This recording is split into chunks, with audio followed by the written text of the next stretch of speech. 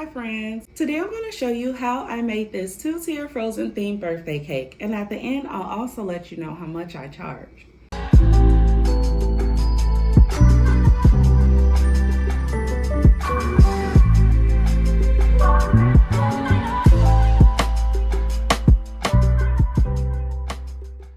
And welcome back to my channel. This is Ebony of Ebby Cakes, your favorite fondant coach, here with another fondant cake. So it is pretty detailed. So let's go ahead and jump right into this tutorial. So I always like to start off my workspace by dusting some cornstarch on my mat so my fondant will not stick to it. So I'm just adding a little bit of Tylose powder to my fondant so I can make some snowflakes. So I'm just adding that to my fondant and kneading that into that. It's going to stiffen that fondant up and make it nice and firm.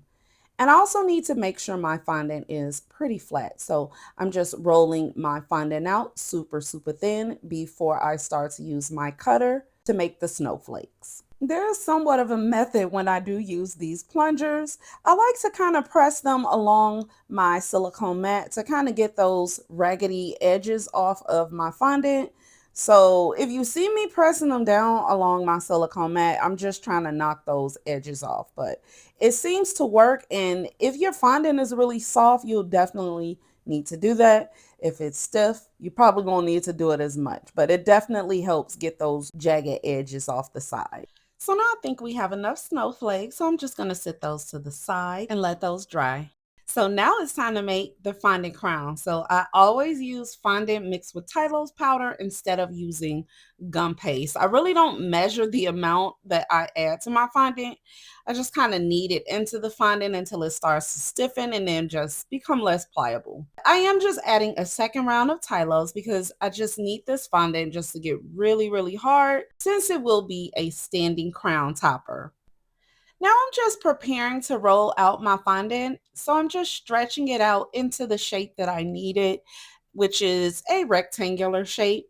So I am going to use my small roller, but I soon realized that I should just use my larger roller just because I need to have a consistent thickness for my fondant because I want it to be the same around the whole part of the crown. And using a larger roller provides that level of consistency as opposed to using that smaller roller. So I definitely enjoy using my larger roller.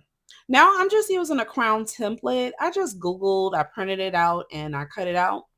And I'm using my super sharp X-Acto knife just to cut my crown. However, I will show you at the end of the video why you should not cut on your silicone mat.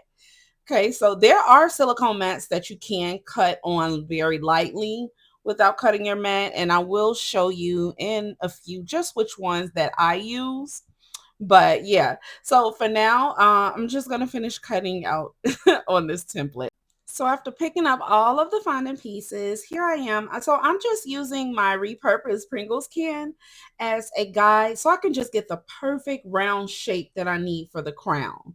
Okay, so now I'm just going to add a little bit of piping gel. I just want to adhere the pieces of fondant together. Okay, so now I'm just using my fingertips just to gently push the pieces together. And then I'm also rolling out a piece of thin fondant just to place over that seam that is in the back.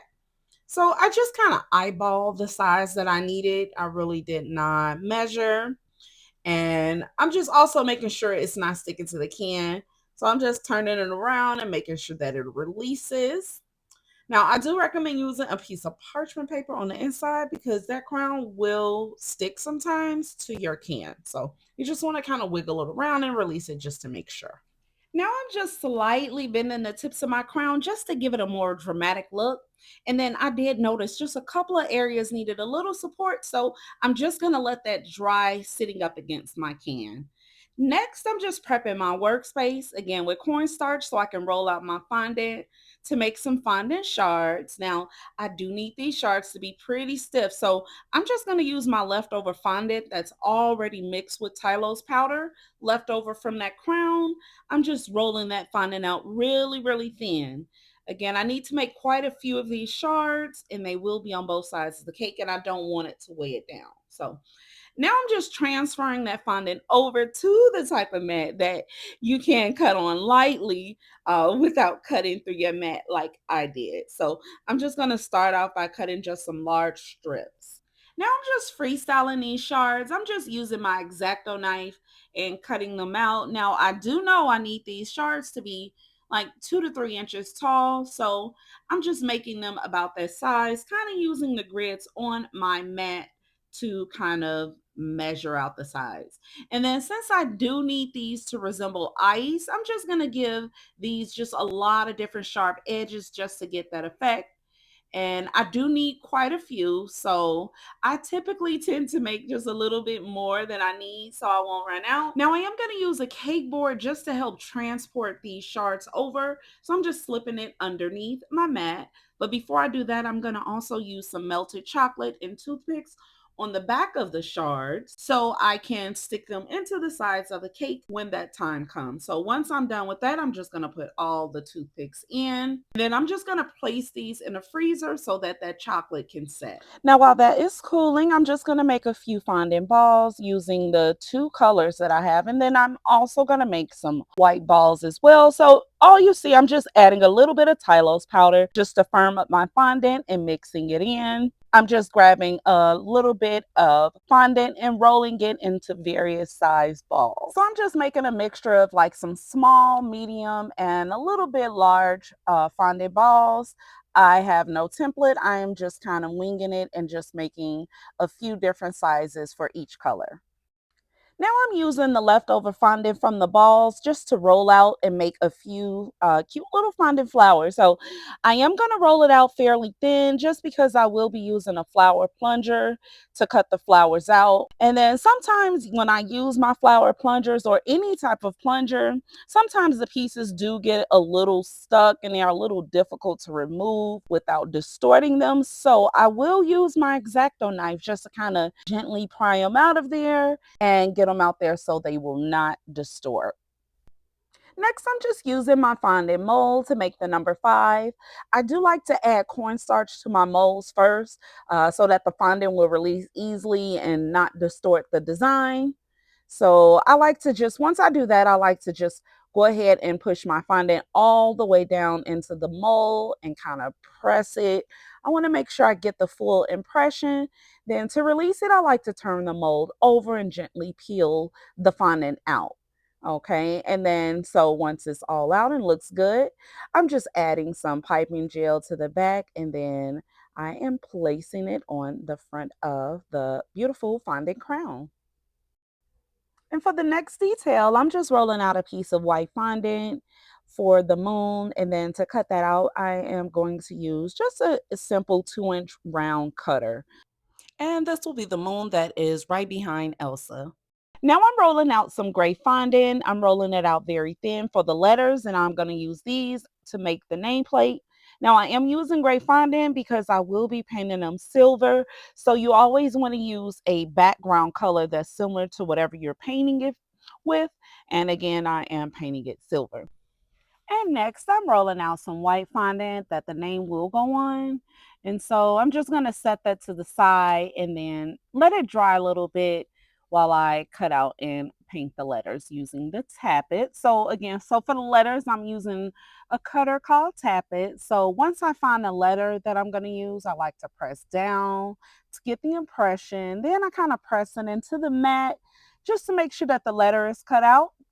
Remove the excess fondant, then just gently tap the cutter on your workspace until the letter falls out. Now, you can also use something like I'm using an X-Acto knife to remove the letters as well, but they will be very delicate. So just make sure when you are taking the letters out just to be very, very careful. Next, it's time to paint these fondant letters silver. So I just used a little bit of lemon extract mixed with some silver luster dust, and I will leave all of the links to the supplies in the description below. Now, when I do paint anything with fondant, I do like to put a piece of paper towel underneath that. That way that paper towel will absorb any of the excess liquid. Now I'm just using some vegetable shortening. I'm just rubbing it on the fondant. This is going to be the nameplate so that the silver letters will stick. And now I'm just gently placing the letters on the nameplate, and now I'm making sure that they line up correctly. Now I'm just cutting out the nameplate in like a curvy design. I'm really not using a template, kind of freestyling it, going around all of the letters and then removing the access fondant. And then if I see it needs a little bit more curve, I just go ahead and with my X-Acto knife and cut where it needs to be cut. Next, I'm just using my mold to make some scrolls. So again, I do like to use cornstarch inside of my mold to ensure that that fondant will not stick. And then, so I'm just going to use some leftover fondant that already has that Tylose powder in it. Again, that Tylose powder mixed in with fondant kind of firms your fondant up. So the fondant has like a soft firmness to it. So once I press all of my fondant into there, again, I like to flip over my mold and kind of just let that fondant release on its own without pulling or distorting the design. So for the next piece, I'm just rolling out some white fondant very, very thin so I can just use this as the backing for the edible image of Elsa. Now, I did use my Cricut to cut the edible image out, which really, really helps. It gets a nice clean cut on the side. So if you would like to see me do a tutorial on that, just leave me a comment below, okay? But now I'm just using a super thin amount of piping gel to the back of the edible image. So I'm just gently going to stick it onto that thin piece of fondant that I just rolled out. And then now I'm just making sure not to smear the image with any of the excess glue. So I'm just going to use a paper towel to absorb any of the piping gel that might come out while I am pressing this image into the fondant. Okay, and then now I'm just using my X-Acto knife to carefully cut around the fondant. So the goal is not to have any white fondant showing. So I'm just making sure I'm cutting really, really close to the image and making sure not to cut the image as I go along. So here's how I store my fondant pieces to dry. So I did end up making two edible images in two different sizes. I wanted to make sure I had the right size. So yeah, so once I'm done with that, I just put the top on the container and then I just let that dry overnight. Now, I am leaving the shards out of the container because I need those shards to dry really, really hard. In addition to the shards, I need that crown and Olaf to dry pretty stiff. So I'm going to leave those out to dry. This is a 6-inch buttercream cover cake that I will be covering with fondant using the upside down method. So while I roll my fondant out, I do like to place my cake in the freezer so it can be really, really cold and solid. So while that's in the freezer for just a few moments, I'm going to roll out my two panels that I'm going to use to cover the cake. So right now I am just rolling out enough fondant just to cover the top of the cake. Now, I'm also making sure that I release any air bubbles in my fondant by using a small sewing pin. So you want to make sure that you release any air bubbles in your fondant because they will balloon out and make your fondant appear lumpy and not smooth if you do not press the air out of those air bubbles. So and then I like to use a cake circle as a guide just to make sure that I am rolling out enough fondant.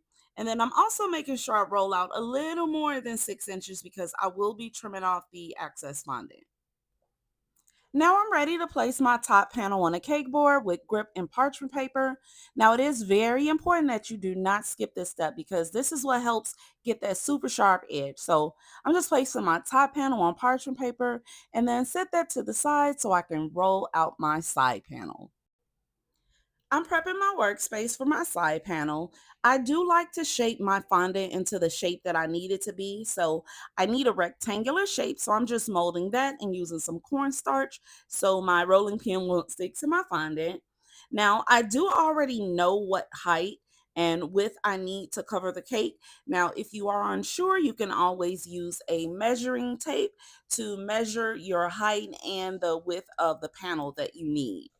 And since I know I am covering a 6-inch round cake, I know that multiplying that times pi or 3.14 will give me an estimate of how wide I need it to be. So just thinking in my head, I know I need that panel to be about 19 inches wide.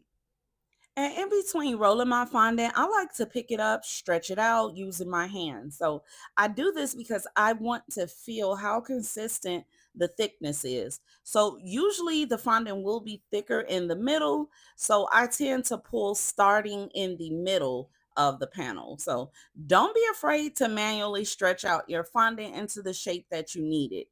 It definitely helps when you're rolling it out to get the size and the shape that you need. And again, I'm also making sure that I'm poking out any air bubbles that I see or feel because I want a super smooth finish and I don't want my fondant to balloon out once it's on the cake. So now I am just rolling it out just a little bit more just to smooth out the holes that I just made with the pen and just to further release any of the air bubbles. Now I'm just trimming off the fondant on the top and sides of the panel. Now I'm ready to put the panels on the cake. So I'm just going to use a little bit of water on that panel so my cake will stick to it. So I got my cake out the freezer and I'm just using a little piece of parchment paper on the side of my cake so my hand will not stick to the buttercream. And I'm just placing it down and just applying a little bit of pressure. Now I'm using my X-Acto knife to cut off the excess fondant.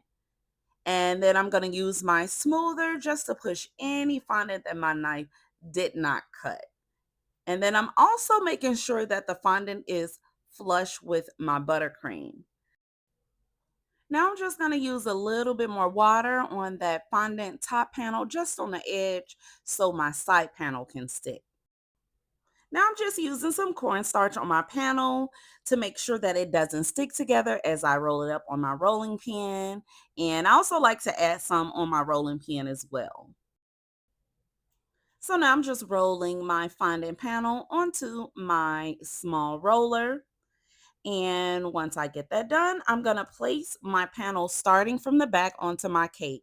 I'm making sure that the panel is sticking to the edge of that top panel and that it's not overlapping. And then I'm also making sure that it's lining up as I go around until I get all the way back to where I started at, where the two pieces of fondant will meet. Now I'm using my fondant smoother just to make sure that the fondant is sticking to the cake nice and smoothly. I do not want any air bubbles. And of course, if you see those, you want to pop those out. So I'm just applying just some light pressure, just a fair amount of pressure to the sides while I am smoothing out the fondant. And then I like to use two fondant smoothers at the end so I can connect the pieces and make a nice seam. Next, I'm cutting through both pieces of fondant to trim off the excess fondant. And then once I'm done with that, I like to use my fondant smoother to smooth out the back and close that seam. And then I also use my smoother to go around the sides as well. So now I'm just using my pen to get rid of all of the little air bubbles that I see. When I press the pen into the fondant to release that air, I like to use my hand and then I'll go back with my smoother just to smooth out any indentations that I may have made. Next, I'm using my knife to trim off what will be the bottom of the cake once we flip it right side up. And then I smooth it out some more just because I want to make sure that it is as smooth as possible. That is the key to getting flawless fondant. You have to smooth it out, get rid of any imperfections or any air bubbles. I also like to use a thin piece of fondant to smooth it as well.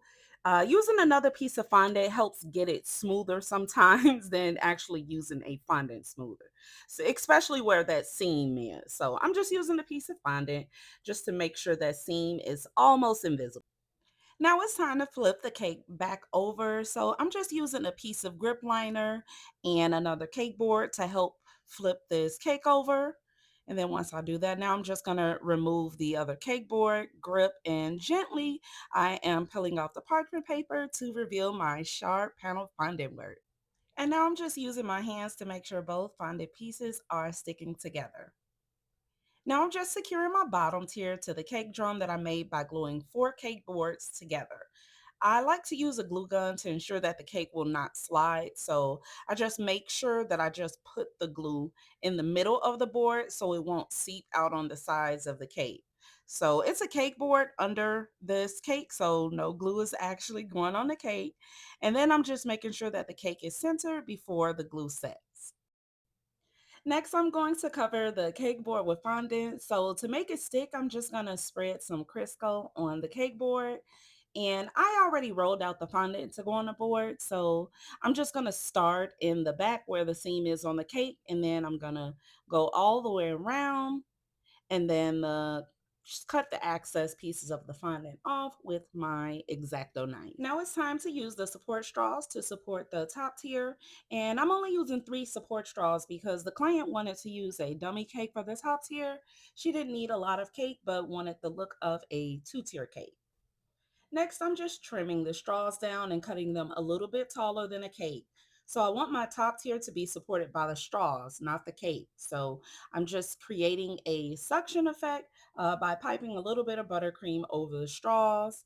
And then I am just adding a cake pop stick in the middle as the middle dowel. With this top tier, I don't need a thick wooden dowel because I am using a dummy cake. Now I'm just adding the dummy cake. So I had poked a hole in it and lined it with fondant so that the little pieces of styrofoam would stay on the inside. And then with this dummy cake, I also paneled it with fondant, and I panel my dummy cakes the same way I panel my real cake. Now I'm just adding the fondant border. I use my fondant extruder to create. And so I'm just pressing it in between the 2 tiers to cover up that gap that's showing. And next I'm just adding the fondant pieces that we made using the piping gel. So first I'm using the smaller Elsa because that other one was a little too large. Now the most challenging part of this cake was creating this skirt. So I didn't get much footage of that, but as you can see, I'm just trimming down the skirt using some fondant tools. I'm using my X-Acto knife so I could kind of make it flow into the edible image. So it was a bit of a challenge. So you will see me at the end adding just a little bit more flowers to the waist part. But for now, I'm just going to add the name to the top of the tier by adding some piping gel on the back. And then I am going to use a piece of parchment paper on the front of the nameplate and press it onto the cake because I do not want that silver that we painted to smear on the white. So next up, I'm just adding all of those fondant shards that we made and created to both sides of the cake. So I did already pipe some piping gel on along the sides of the cake so the shards will stick to the cake while I am pressing them in. Now I'm adding the fondant scrolls to the sides of Elsa to give it more of an elegant look to it. And then I'm adding the cute little snowflakes that continues to just give it that wintry feel all around the cake. And then now I'm adding the edible Olaf right next to Elsa, of course. And I did put some piping gel on the back of him so he can stick to the cake. And then next I'm adding the flowers and the balls to the cake to just soften the look up and create more depth to the cake design. Then of course I have to put this super cute crown on as the topper. I also added a snowflake as well as I added some edible balls just to bring the design all together. So here's where I continue to overthink this whole skirt just by constantly using the different tools to kind of decrease the size of the skirt and kind of make it mesh into the edible image. So at one point I kind of did a little too much. So here you just see me kind of just adding a little bit of flowers around the waistline just to cover it up and also be creative. And the last piece of fondant that I'm adding is to the back of the cake. So it is the back border just to cover up those seams. So I'm just using a fondant mold. It has a really cute gem-like border, and I'm using the same color fondant as the cake. And I'm just going to add these borders to both tiers so it can look seamless. And now for the last and final step, I'm just adding a white satin border ribbon to the cake board just to cover up all the cake board's edges. And since the border is pretty thin, I'm just going to go around it twice with my glue gun just to make sure it is not see-through. So you won't see the cardboard showing through the ribbon. And here she is, all done. All of the decorations have been put on. I absolutely love how this came out. So, if you enjoyed watching this tutorial just as much as I enjoyed decorating with you, please consider liking and subscribing to my channel. And when you subscribe, don't forget to hit that notification bell so you can see all of my cake creations. Thank you so much for watching, and I will see you on the next video.